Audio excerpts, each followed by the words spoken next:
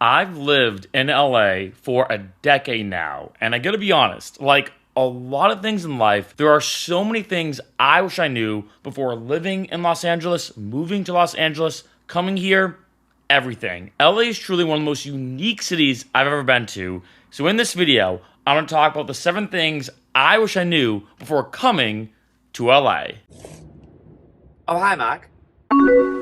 What's up, Freccero fam? Welcome back to my channel. We'd like to experience everything that life has to offer. Like I said in the intro, I've been living in LA for 10 years now, and I gotta say, there's a lot of things I'm gonna talk about on this video. If you're considering moving here, if you're considering living here, if you're just curious what it's like to be in LA in general, there's a lot to this city. Number 1, talking about the city, what exactly is LA? I know this sounds stupid, but here's the weird thing. When I picture any other city that I've been to, Boston is Boston.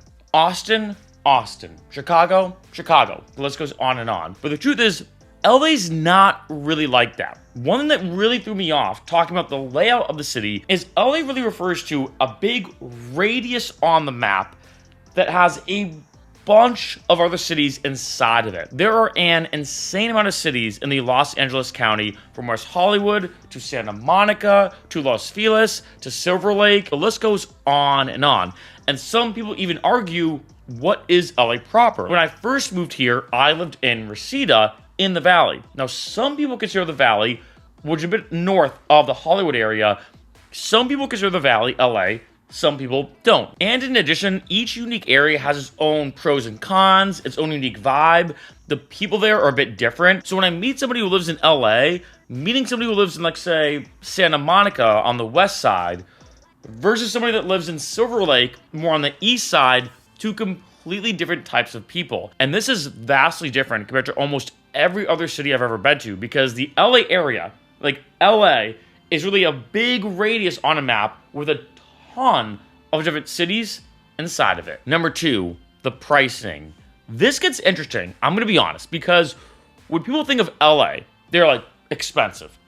And that's partly true. There is a lot of expensive places here. I mean, you think about it, LA, celebrities, influencers, the Hollywood scene, etc., etc. But I gotta be honest, I feel like LA, because it is so big, because it has so many cities like I just mentioned, there are a lot of hidden gems or different areas that are not as expensive as you think. One of them, for example, is Playa del Rey. I've done videos about it on this channel, and in case you're curious, I have an entire playlist list below in the description of all my videos I've made about LA. A lot of these videos are about different areas, from Manhattan Beach to Playa del Rey to Marina del Rey to West Hollywood, and a lot more. And different areas have different pricing structures. As you can imagine, if you're in the heart of Hollywood, things are obnoxiously expensive. But let's say at a random dive bar in Playa del Rey, to give one shout out, The Shack, great dive bar in Playa del Rey. The Shack has great burgers, and the last time I went there, a Bud Light was $4. Not bad. Now, I will say, of course, if you're in a remote part of Iowa, for example, yes, it's gonna be way cheaper, no question about it. But here in LA, while things can be very expensive, if you know where to go, and this also depends upon the area you're in, there can be a lot of reasonably priced places. And I feel like out of any city I've ever been to, being honest, the spectrum of what you could potentially spend is insane. If you're, like, say, gonna get I don't know, I feel like alcohol sometimes is a very interesting one when it comes to cities, where if you take that same mixed drink, let's say, I don't know, Tito's soda, very classic drink, can't go wrong, Tito's soda, right? Tito's soda, it could easily be $8, or it could be $25. Same drink, right? The spectrum is pretty wild. For example, I went to a place called EPLP, kind of a well-known spot in LA. It's near the West Hollywood area. I got 2 shots of New Amsterdam vodka. In case you don't know, New Amsterdam is like a bottom shelf vodka. It's like $15, $20 for an entire thing of it. Guess how much these 2 shots cost? Guess. $40. $20 a shot. And then when you add on tip, because I always tip, I used to bartend, 20%, I basically spent $50 for 2 shots of bottom shelf vodka. That's LA for you. But like I said, in some other areas, some of the bars are very, very cheap. And I wanted to mention this because I feel like when I initially moved to LA, I'm like, oh man, things are going to be insanely expensive. I was in Boston, now I moved to LA. my pockets, my wallet is gonna hurt. Not as much as I thought, especially once I understood that yes, there are places that are very crazily expensive, but there's also a lot of places that, if anything, are way cheaper than Boston. There's a huge spectrum. Number 3, there are many things to do. Now, this one is obvious, but I didn't realize how much stuff there is to do here in LA, and a lot of it being free. One huge pro tip right away, I'll say 1iota. 1iota is an amazing service where basically it's a trade. You get to be a free audience member for a show in return for them having free audience members. And everything is free. So I did a video about me being an audience member of Jimmy Kimmel Live. That was completely free to see a free show, free live taping of Jimmy Kimmel Live because of 1iota. In addition, as most of you know, I'm a DJ and electronic musician. The EDM scene here is massive. You always have tons of shows, concerts, events regarding the EDM scene. The after parties here, or the afters, are absolutely wild. There's so many things always happening. Whether you want to go to a jazz show or go to a live movie taping, or go to some crazy fitness event, or some random pickleball tournament, whatever the case is, the amount of stuff to do here in LA is ridiculous. More than any other city I've ever seen.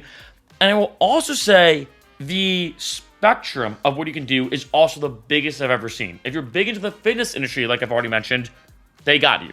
You're big into music, LA's got you. You're big into food and foodie type events, LA's got you. In addition, there are so many different areas like Hermosa Beach Pier, one of my favorite spots for much of beach bars. Then you have Universal Studios and Six Flags. Then you also have the Griffith Observatory. Very, very iconic, kind of touristy spot, but very beautiful. You have the Walk of Fame. I mean, I could go on and on and on and on. Whether it's locations or different cities, different environments, museums, installations, beaches. Of course, LA's huge when it comes to its beaches. There are just so many different things to do, whether it's a place you're going to or an event happening. Number 4, the people.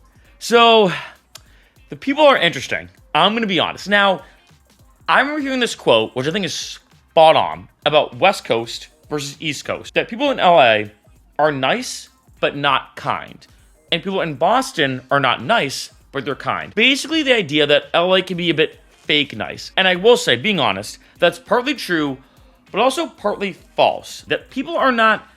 I mean, there's some people who are bad, don't get me wrong. There's some people that suck. There's a lot of bad people in LA, and when you picture an LA person, there's a lot of those, if you catch my drift. At the same time, like I said, because there's so many different areas to LA, there's a lot of amazing people here who are super down to earth, super awesome. That being said, I think LA is what I like to call acquaintance city, where it's very easy to meet people. Being honest, probably the best city I've ever been to meet new people fast.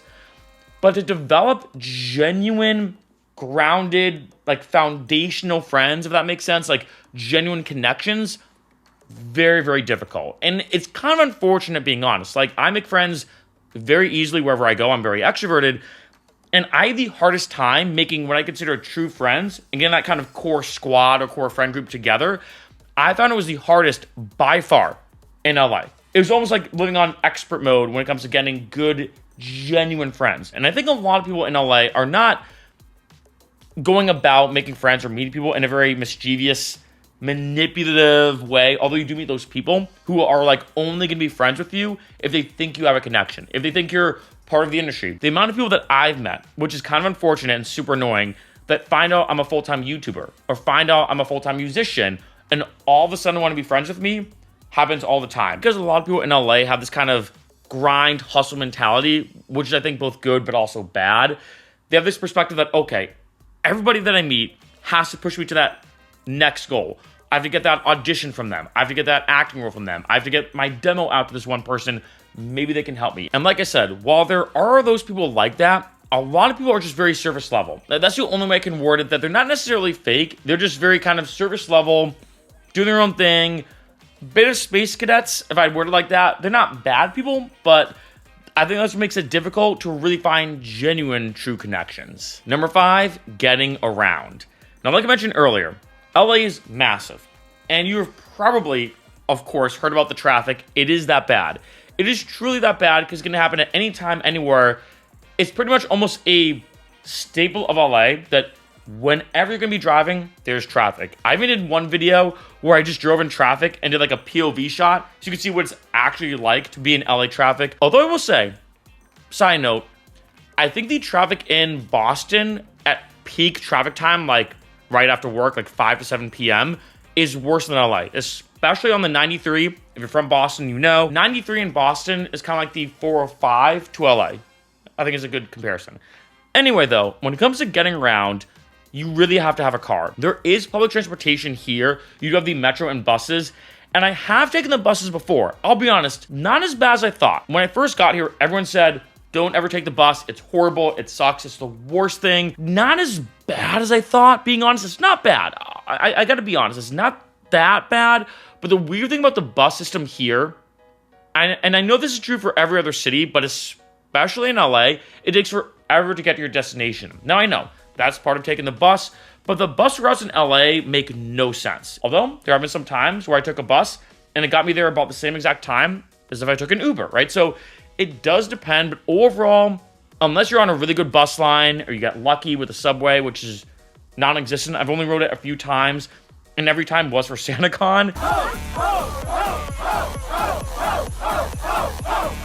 You really have to have a car, and that's what makes getting around LA very difficult, very tricky, and also, I will say, very expensive. And this is why a lot of people in LA, and it makes sense, take Ubers, Lyfts, also Waymos. In case you didn't know, Waymo is a self-driving car. Very, very trippy. The first time I ever took a Waymo. But the thing is, as you can imagine, these can add up, especially because LA is so spread out. I mean, I've had friends move to different parts of LA that I don't see that much anymore. It's almost like they moved to a whole other city or state or whatever, and it feels that way. I mean, technically, they did move to a different city on an average night in LA. Like, so if I'm going out and I'm drinking and I want to be responsible, it's not that uncommon for me to spend at least, and I mean at least, 40 or 50 bucks round trip just when it comes to Ubers. Getting around can be a huge nightmare. Number 6, surrounding areas. I'm really excited to talk about this. This is one that I didn't really know when I moved here, didn't really expect, didn't really think a lot about. But this one makes, I think, LA one of the best cities I've ever lived in. This is why I've lived in LA for 10 years. And also, I feel like when I'm seeing people talk about pros or positives about living in LA, this is very rarely mentioned. And that is this. In your general living radius, talking about bigger radius now, there's an insane amount of stuff to do. For example, you have places like Big Bear if you want to go snowboarding. A lot of people say this when it comes to West Coast, Best Coast. It's a bit of like a slogan a lot of people say, that in Southern California is one of the few places you can literally wake up, go snowboarding, and then later that day, go to the beach and be on the beach wearing shorts, having a drink, and watch a sunset. There's so many places in the bigger like Southern California area, and when you're in LA, they're pretty accessible, right? Joshua Tree, Big Bear, Vegas is only about a 4-hour drive or about a 45-minute flight. So a lot of people in LA go to and from Vegas a lot. It's not uncommon to do like a weekend Vegas trip if you're living in LA. You also have places like Oceanside and San Diego, which are only a couple-hour drive. In addition, you also have Catalina Island, which is one of my favorite places ever. Super underrated, hidden gem. In my opinion, the most hidden gem in America I've been to. It's off the coast of Long Beach. And yes, this was referenced in Step Brothers, like the effing Catalina wine mixer, which I actually did press for one year. Great event. But Catalina Island literally makes you feel like you're in like a part of Greece or something. It's stunningly beautiful, and I could go on and on here because what's kind of cool about LA is not only do you get the benefits of living in LA in terms of LA itself, but all the stuff to do around LA that are sometimes only a few hour drive away. So much to do when it comes to the surrounding areas. Number 7, the weather. Super cliche, super obvious, but I gotta mention it. You can't beat the weather. I wanted to put this as point number 7 because I remember when moving here, especially from Boston, I was like, okay, I know Southern California and LA, the weather's always good. And I knew that going into it, but it reminds me of that quote that knowledge is doing a tomatoes a fruit, but wisdom is doing not to put it in a fruit salad. One of my favorite quotes, if not my favorite quote of all time. And I gotta say, 100% true when it comes to LA weather. It is insane how nice the weather is here. Like, all the time. Honestly, all the time. It very rarely rains. It's usually super sunny. It's very rarely cloudy. Even during the winter, put that in quotation marks, the coldest it might get is like 55 or 50 degrees Fahrenheit, which people in LA complain about, like, oh man, it's so cold. Although I will say, to give people from LA credit, I don't know why, but 55 degrees in LA hits harder and more intensely than 55 degrees in Boston.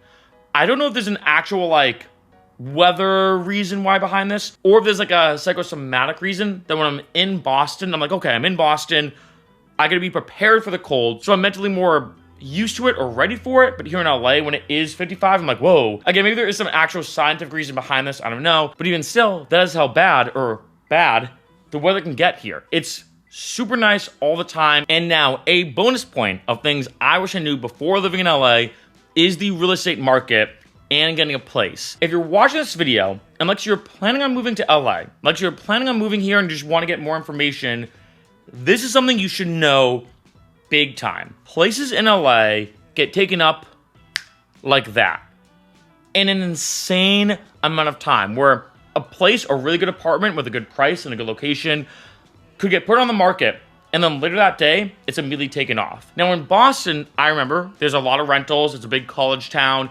It was kind of cutthroat to get a good place, and I thought that was bad.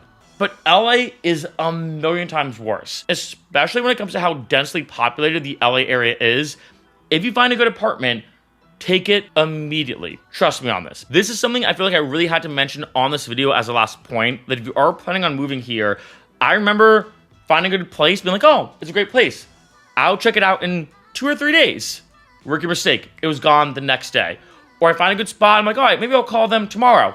It was already gone by the end of the day. If you do find a good spot and you are planning to move to LA, I gotta say, if you find a good one and it fits your budget and it's exactly what you want, jump on it immediately.